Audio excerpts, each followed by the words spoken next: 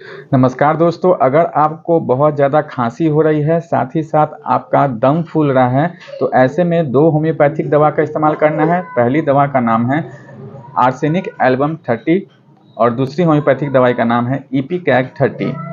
इन दोनों दवा को 3 बूंद सुबह, दोपहर, शाम आधा कप पानी में या डायरेक्टली टंग पर भी आप ले सकते हैं। इन दोनों दवा को सप्ताह 10 दिन इस्तेमाल करेंगे तो आपका सांस फूलने की शिकायत साथ ही साथ खांसी दोनों ठीक हो जाएगी दोस्तों।